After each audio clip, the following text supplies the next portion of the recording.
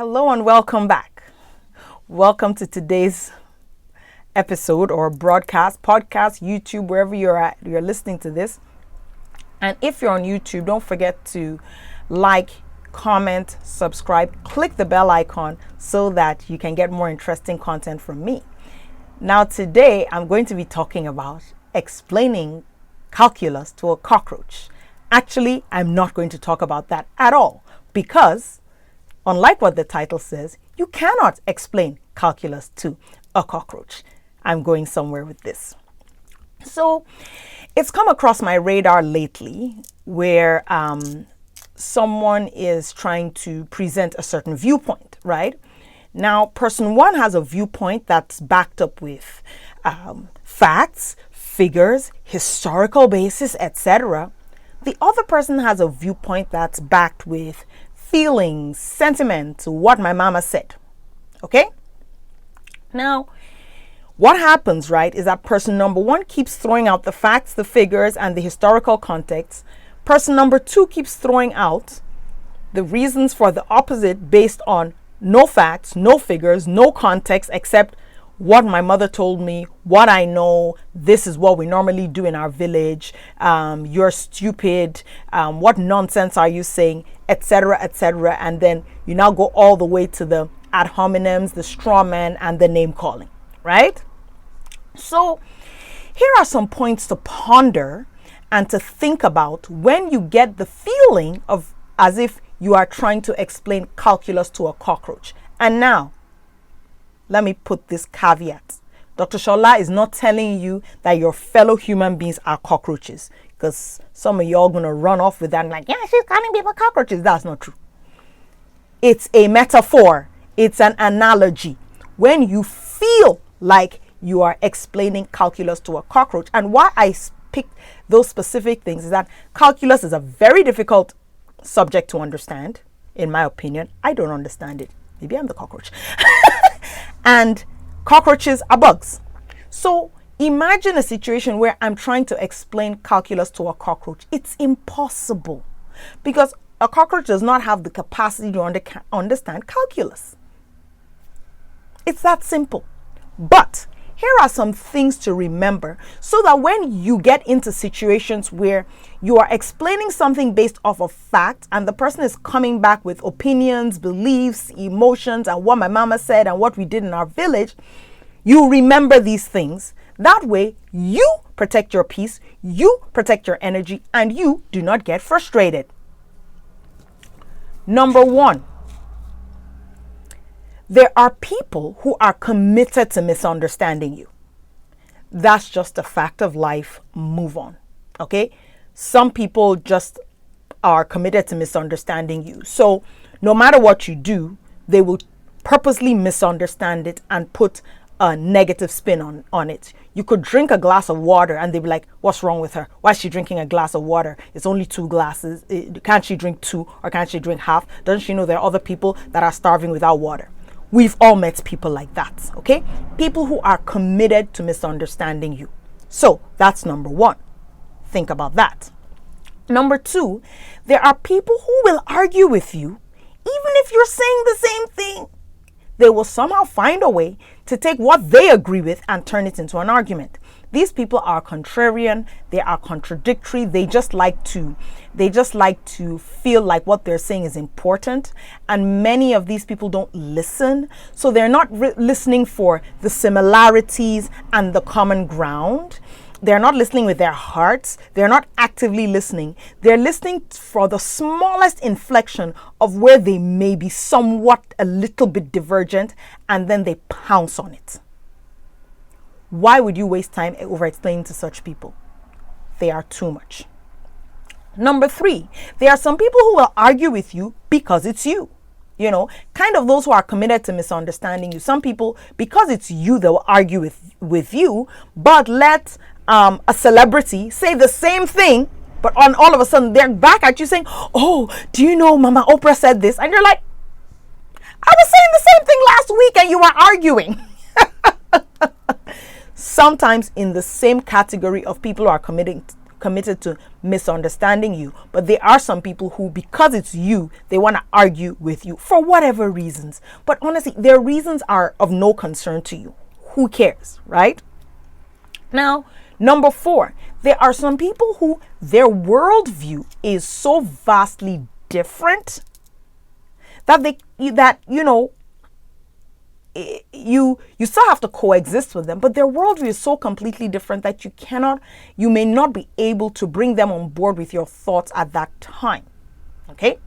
Number 5, another point to ponder is this: if logic did not get them there, it's very unlikely that you can logic them out of it. So the more you come with your facts, figures, historical perspective, research, and data, the more they will dig into their feelings, opinions, agree to disagree, etc., lies, alternative facts, and on it goes. And before you know it, they'll be calling you names and you'll be like, what's wrong with this person?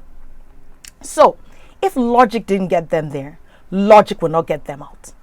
Now, let me go over those 5 points again. 1, there are people who are committed to misunderstanding you.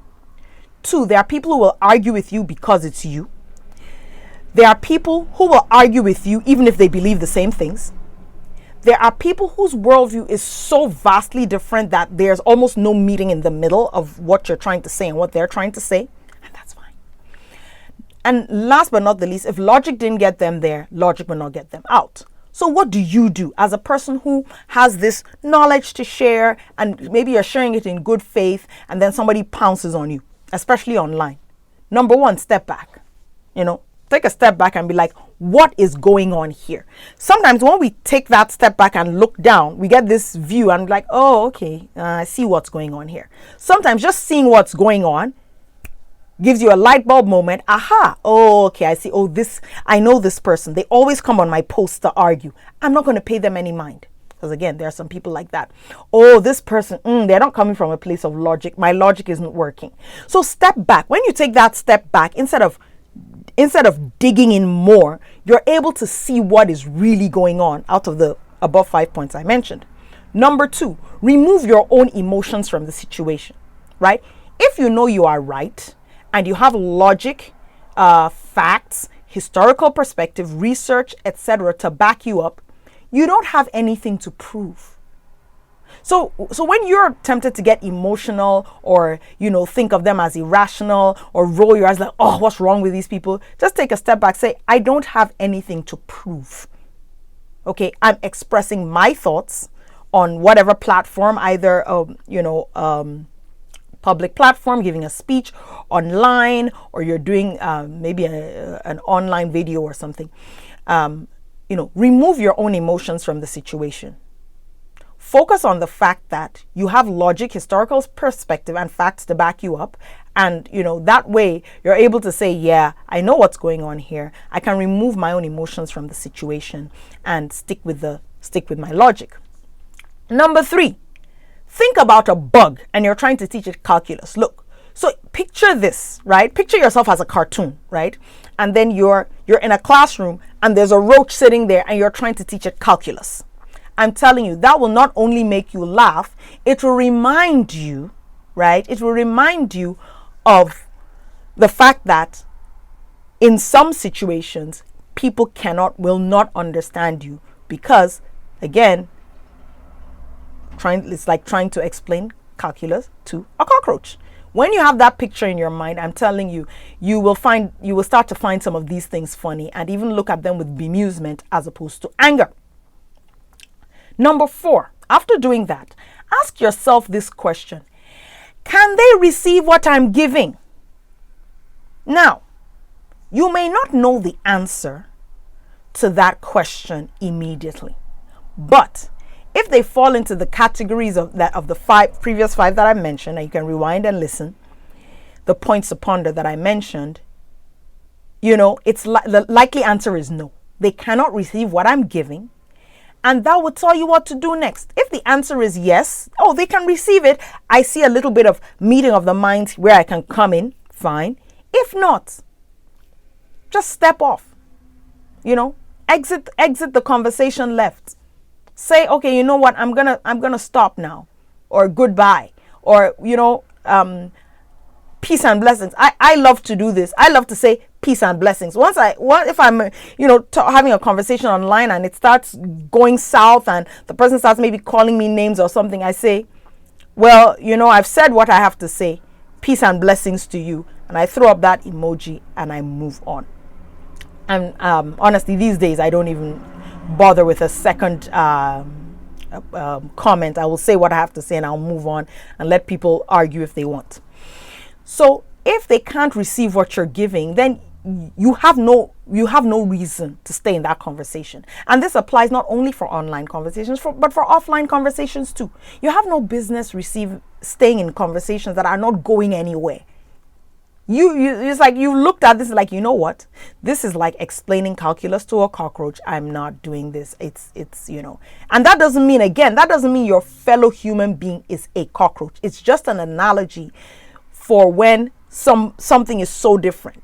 Or let's on the flip side. Let's say let's say it's the other side, a cockroach trying to explain some cockroach concept to a human. No, we will not get it, right? Interspecies communication has not yet been developed. Last but not the least, a crucial thing to remember.